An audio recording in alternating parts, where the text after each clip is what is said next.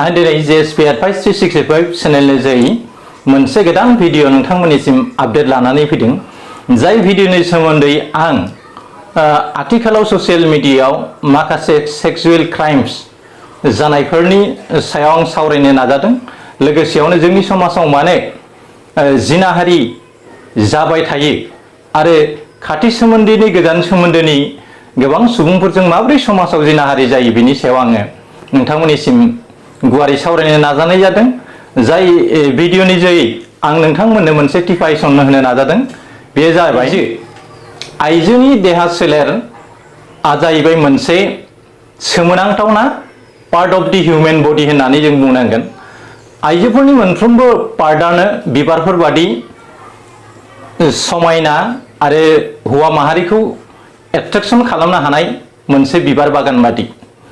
जाय बिबार बागानाव बिबारफ्रा बारफ्रावना थायोब्ला जेरै सिख्रिफोरखौ लेंहराबाबो सिख्रिफ्रा फालो फालो बिरनानै बिबारनि बिदै सोबफैयो।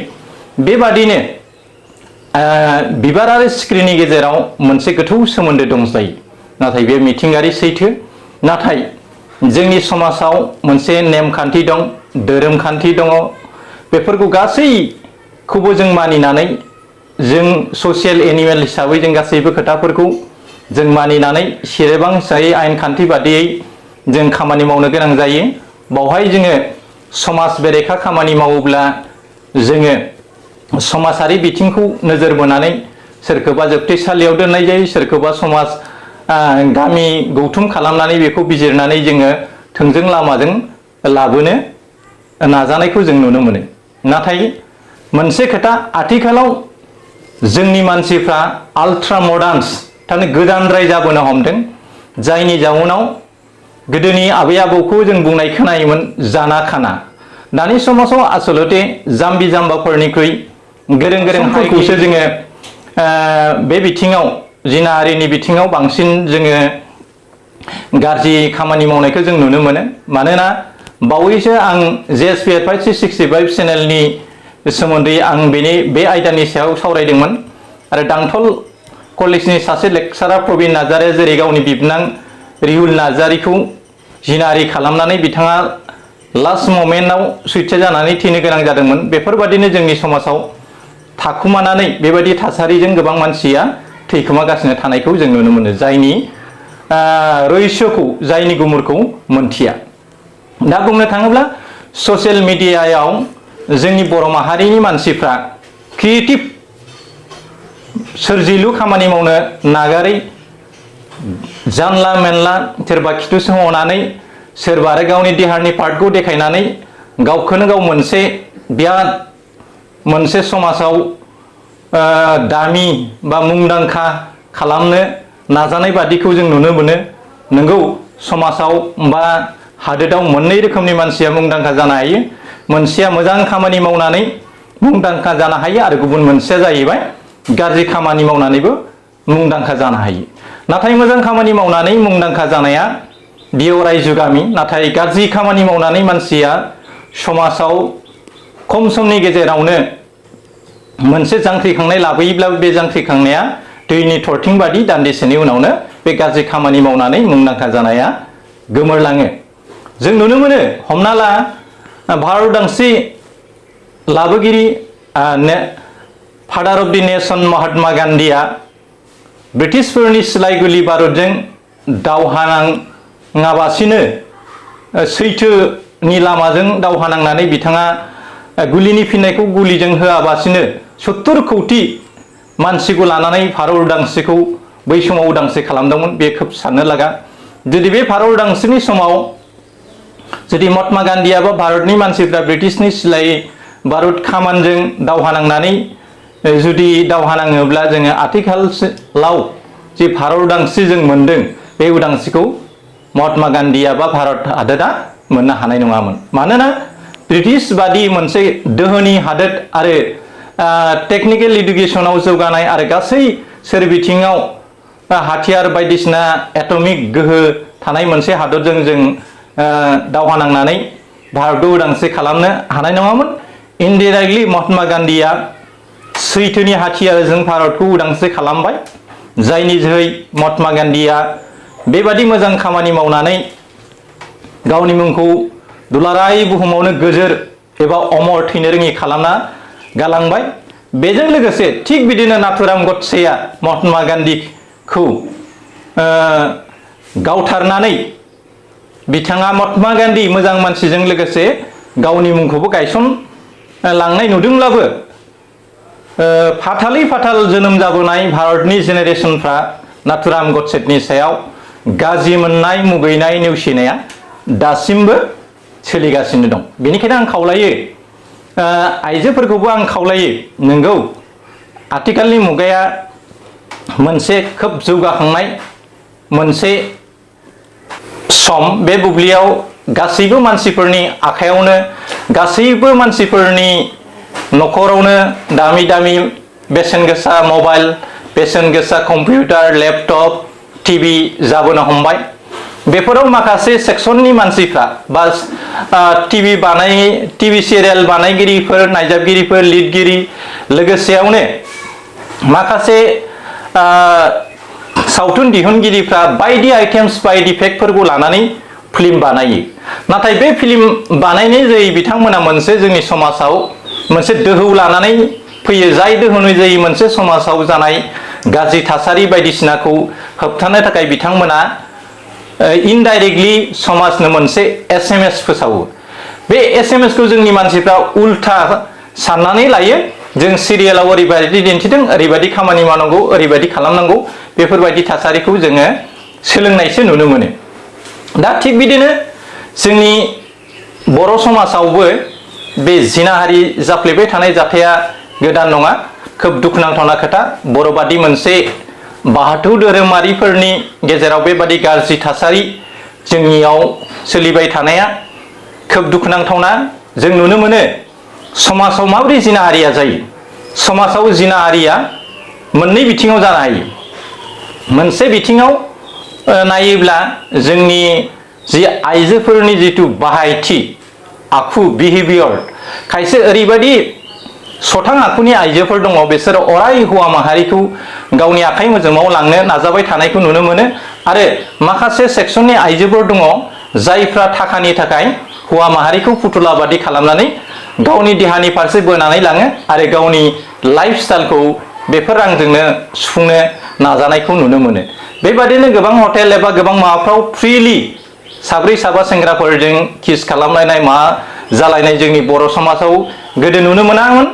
नाथाय आथिखालाव दा फरेन कालचारनि माखासे सिस्टेमफोरखौ नुनानै जोंनि मानसिफ्रा बेखौ सोलोंनो हमदों। नाथाय फरेन हादोरनि जिथु सिस्टेम, बे सिस्टेमजों जोंनि भारतनि माखासे धोरोमखान्थि, नेमखान्थि, रावखान्थि, समाजारि खान्थिफोरखौ नायोब्ला जों फरेन कान्ट्रिजों जों गावखौ लांफानो हानाय जोङो मोनसे समाज एबा मास्टार जायाखै। जायनि जाउनाव जों दासिमबो गावनि जुथाखौ गावनो बानायना लानो हायाखै, गाव जोमनाय जिखौ गावनो जों सुनानै लानो हायाखै, गाव गाननाय सेन्देलखौ जों गावनो बानायनो हायाखै। बेफोरबादि थासारिया जोंनि समाजाव दं। बेनिखायनो जोङो साफ्रोमबो जोंनि बर' समाजनि लाइमोनफ्रा अरायसम मोजां खोथाखौ सान, धोरोम बिजाब फराय, मोजां मोजां लिरगिरिनि बिजाबखौ फराय, गुगोलफ्राव मोजां मोजां खोथाफोरखौ सार्च खालामनानै सोलोंना ला आरो इयुन जिउआव जाहाथे गावखौ गायसननो हायो बेखौ नोजोर बोनानै फरायलां आरो मोजां मोजां खोथाफोरखौ नेटनि जै बोनानै नाय। खालि लंथं सावगारि आरो गाज्रि सावगारि नायनायावल' जोंनि मानसिफ्रा एन्ड्रइड मबाइलखौ बाहायबाय थानाय नुनो मोनदों। नंगौ, अरनि सेराव थायोबा जेरै लाहाया आवलियो, बेबादिनो गाज्रि फिल्म नायबाय थानायावनो नोंनि बिमायाबो मालाबा साहा हैनो हागौ, नोंनि बिनानावाबो मालाबा बिदाखौ बबेबा बाहेरायाव थांनो थाखाय लोगो लाहैनो हागौ, सोरबा सिख्लाया नोंनि रुमाव थांगौ। बेबादिया बुब्लि बेबायदि सिचुवेसनाव जुदि सोरबा आइजोआ जुदि फेस जायोब्ला बेनि जिथु मेन्टेलिटिया जुदि गाज्रि जाखाना दङ, बेनि साननाय हनायफ्रा, बेबायदि बुब्लियावबो जों जिनाहारि जानायखौ जों नुनो मोनो। आरो माखासे मानि सेंग्राफ्रा आथिखालाव मा ड्राग्स मोनसे कालचारजों खारगासिनो दङ, जाय निसा बेसादखौ फाननानै लाख कर'रपति जानायनि सिमां नुदों। नाथाय जोंनि बाक्सायावबो गोबां बेबायदिनो उन्दै उन्दै गथ', कलेज फरायफुनाय, हायार सेकेन्डारि फरायफुनाय गथ'फ्रा बेसेन गोसा बाइक लानानै गोबां जायगाफ्राव ड्राग्स फाननानै हमजानाय, खौ जोङो नुनो मोनदों। बादि उन्दै बैसोआवनो जोङो जौ, बिरि, सिगारेट, सादा बायदिसिना निसा बेसाद लानानै जोंनि समाजाव गोबां सेंग्राफोरखौनो गाज्रि खामानि मावनायखौ जों नुनो मोनो। नंगौ, मोनफ्रोमबो बेसादानो मोनसे सिमा थायो। जाय सिमाखौ बारोबा नोङो गाज्रि खामानिनि फारसे जोङो आवगायलांनो गोनां जायो। बेनिखायनो समाजाव नेमखान्थि बा आयेनखौ दानानै होदों, जायनि थाखाय जों गाज्रि मावोब्ला जों साजा मोनो, मोजां खामानि मावोब्ला मोजां बान्था मोनो। थिग बिदिनो आङो जोंनि बर' समाजनि माखासे सेंग्राफोरखौ स्पेसियेलि बुंनो लुबैयो। गोबां सेंग्राफोरनि स्टेटासाव आं नायो आरो फेसबुकफोराव नुयो, खालि सेक्सुवेल रिलेशनशिप थानाय माखासे खोथाफोरखौ लिरनानै बिथांमोना खोब गोजोननाय मोनो आरो कमेन्ट मोननो थाखाय गावनि देहाखौनो सुंथाब सुंथाब ड्रेस गाननानै सोरबाया बबावबा सुंथाब सुंथाब बबावबा मोनसे देहानि पार्टखौल' खोबनानै जाबादि आखु दिन्थियो, कमेन्ट मोननो थाखाय नोंथाङा बेखौ मावनायनिख्रुइ नोंथांनि बिमा बिफा, नोंथांनि समाज आरो गावखौ साननायनि गोनांथि दङ। ससियेल मिडियायाव नोंथाङा गावखौनो भाइरेल खालामनानै मुंदांखा जानानै नोंथांनि जिउआव जेबो नों लाख कोटि कर'रपति नोंथाङा मोननो हाया। आरो बेखौ लानानै माखासे सेक्सननि मानसिया सावरायनायनि गेजेरै इउटुबार बायदिसिनाफ्रा माखासे भिवार मोननो थाखाय खालामनाय जायो। दा ओंखायनो आं आइजोफोरखौबो खावलायो, नोंथांमोना फरायनाय बैसो फरायबाय था, मोजां मोजां खोथाखौ सोलों आरो नोंथांमोननि गाननाय ड्रेसखौ नोंथांमोना मोजां रोखोमै गान, जाहाथे लामा सामा स्कुल कलेजाव नोंथांमोना जिनाहारिनि बोलि जानाङा आरो गावनि न'खरफ्राव टिभि नायनायाव, आलासि दुमसिजों थानायाव बायदिसिनायाव जोंनि मानसिफ्रा मा फिसा फिसा हाफपेन्ट गाननानै हान्थु बारजासे ड्रेस गाननानै आरो उदै देहानि गासैबो पार्टखौ नुलायनाय ड्रेस गाननानै आलासिजों जजाबनाय, बिमा बिफाजों थाजाबनाय, बे सेक्स होननाय बेसादा बिमा बिफा, बिब' बिनानाव जेजोंबो सोमोन्दो थाया। बियो मोनसे मा ममबादि, ममनि अरनि सेराव जेरै ममा आवलिलाङो, बेबायदिनो हौवा माहारिया सोरबा हिन्जाव मानसिनि खाथियाव थायोब्ला आवलिलांनो हायो। सासे मोजां मानसियाबो गाज्रि खामानि मावफ्लांनो गोनां जायो। बेनिखायनो आइजोफ्रा स्पेसियेलि धोरोम शास्त्रआव दङ, मैनि देहाया बेदरानो दाय आरो आइजोफोरनि थाखाय बिनि देहा सोलेरानो दायनिगिरि होननानै बुङो। बेनिखायनो थाखा फैसा रां रुफाखौ जेरैहाय जों गद्रेज बाकस बायदिसिनायाव सना रुफाखौ जोबनानै दोनो, बेफोरबादिनो नोंथांनि देहा सोलेरखौ खोब जोथोनै लाखियोब्ला नोंथाङा जिनाहारिनिफ्राय जानगाराव थानो हागोन आरो नोंथाङा मानसि महरै बे मुलुगाव गसंनानै थानो हागोन। बेनिखायनो आं खावलायो, जोंनि समाजाव जिनाहारि जानाय जाथाया जाम्बि जाम्बाफोरनिख्रुइ हाइलि क्वालिफाइड मानसिफोरखौ बे बिथिङाव जोङो एन्जयमेन्ट लानाय आरो थाखा फैसा होनानै सोरबा उन्दै उन्दै गथ'खौ हटेलाव लांनानै जिनाहारि खालामहैनाय बा रेन्डि बादि बाहायहैनायखौ जों नुनो मोनो। जाहाथे आइजोफ्राबो बेफोरबादि फैसानि थाखाय गावखौ बिदि दाखालाम, फैसा आरजिनायनि गोबां लामा दं। नोंथाङा फिसा बिला बिजनेस मावनानै, नार्सारि खालामनानै बा बिमा बिफानि बबेबा दब्लायसे हायावनो लाफा मैद्रु बायदिसिना मैगं थाइगं गायनानै नोंथाङा नोंथांनो नांनाय थाखा फैसाखौ जों बुथुमनो हायो। 8, 9, 10 नाव फरायनाय गथ'आ नार्सारि लेभेलनि मानसिखौ टिउसन लानो हायो आरो जायफ्रा साख्रि बाख्रि गैया बिथांमोना गावनि देहाखौ मालायनो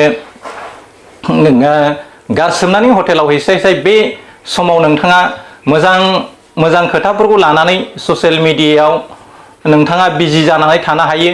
लोगोसे नोंथाङा मोजां चेनेल खुलिनानै इउटुबाव मोनसे केरियार बिल्ड खालामनो हायोब्ला बेफोरनि गेजेरजोंबो नोंथाङा रांखौ खामायनो हागोन। नंगौ, जों ओरैनो आला दिङा थाबाय थानायनि जाहोनाव जों गाज्रि खामानिखौ मावनो गोनां जायो। दा जाय मानसिया मुखुब नांथाबना थायो बे मानसिया गाज्रि खामानि मावनायनि जानथायाव थानो हायो। बेनिखायनो आं खावलायो, स्पेसियेलि जोंनि समाजाव आइजोफोरखौ खोब बांसिन नोजोर होनायखौ नुयो। जोंनि बर' समाजाव आइजोफोरनिख्रुइ हौवा माहारिखौ बांसिन गाज्रि खामानि मावनायखौ नुयो। आइजोआ न'नि बाउन्डारिनि गेजेराव जोबथेसालियाव थानाय बायदि थायो, नाथाय सासे हौवा मानसिया न'निफ्राय ओंखारलांनानै बबेयाव मा गाज्रि खामानि मावनानै फैयो बेखौ न'आव थानाय आइजोआ मिथिया। नाथाय बे न'आव थानाय आइजोआ जुदि फिसा बिला गोरोन्थि मावोब्ला बैबादि आखुनि मानसिया आइजोनि सायाव ओरैबादि इनाय उदखार खालामो, नाथाय गावनि माखासे गाज्रि आखुफोरखौ बिथांमोना लिरथिनानै दोनो। ओरैबायदि मानसि दङ, ओरैबायदि लेक्सारार प्रफेसार दं, ओरैबायदि दैदेनगिरि दङ, बेहा मोनसे टाउनाव बा मोनसे सकआव सासे आइजो, बबेबा मोनसे टाउनाव सासे आइजो, बबेबा मोनसे लकेसनाव बारि बस्ति खालामनानै बिसि फिसिखुमाना थानाय गोबां जों नुनो मोनो। जाय बिसिफ्रा सासेया सासेजों सोमोन्दो गैलाया, खालि थाखानि थाखायल' बिथांमोना बेफोरबादि गोरों गोरा मानसिफोरजों जुलि जानानै दङ आरो बिथांमोननि थाखा फैसाजोंनो बिथांमोना गावनि लाइफ स्टाइलखौ खालामबाय दङ। नंगौ, आं भिडिअ गैया, बांद्राय गोलाव जाबाय, बेनिखायनो आं भिडिअखौ सुंदब खालामबाय जाहाथे जोंनि समाजाव खेबले खेबले जिनाहारि जानाय जाथाया जाया। बेनिखायनो हौवा माहारि बायदि आइजोफ्राबो गावसिनि देहानि पार्टखौ अराय सम जोथोनै लाखियो। जों नुनो मोनो हौवा माहारिखौ आथिंनि आसि बिजौ आरो मोखांनि बादै, आखाइ बिजौनि बादै हौवानि देहानि पार्टफोरखौ जोङो आबुङै जों नुनो मोना। नाथाय जोङो हौवा माहारिनिख्रुइ आइजोफोरखौ सुंथाबसिन ड्रेस गाननायखौ जों नुनो मोनो, जायनि थाखाय समाजाव गोबां जायगायावनो आइजोफोरखौ बांसिनै नोजोर बोनानै हौवा माहारिया गाग्लोबनानै सोरखौबा जर जुबलि जिनाहारि खालामनाय जाथाया जाफ्लेबाय थादों। जाहाथे बेफोरबायदि थासारिखौ नोंथांमोना गावनो बोनानै लाबोआ आरो नोंथांमोना हौवा माहारिजों थाब्लाबो खोब सामोलै सोलिनायनि गोनांथि दङ। सोरबा गाज्रि आखुनि मानसिया नोंथांखौ जिनाहारि खालामनो नाजायोब्ला बेखौ माबायदि जायगायाव संनांगौ, माबायदि जायगायाव जोखोम खालामनांगौ बेखौबो नोंथांमोना रोंनांगोन।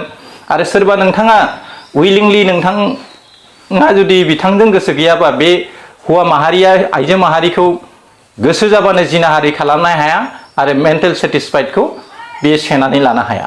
दा बेफोरबायदि बुब्लियाव नोंथांमोनाबो नोंथांमोननि फेनिटि बेगाव, नोंथांमोननि बबेबा दौबायाव ब्लेड बा दाबा लानानै बबेबा बायदि जायगायाव सोरबा सेंग्राया, सोरबा मानसिया नोंथांखौ जुदि जिनाहारि खालामनो नाजायोब्ला लोरबां मोनसे बुब्लि लानानै बिनि आथोन बा बिनि बबेबा मोनसे पार्ट जायगायाव ब्लेडजों हानानै बा बिनि देहानि जाय जायगायाव बिथाङा थैयो बेफोरबायदि जायगायावबो नोंथांमोना ब्लेडजों बा दाबाजों हानानै होनानै बेफोरबायदि हौवा माहारिखौ जायगायावनो फोजोबहोनो हायो।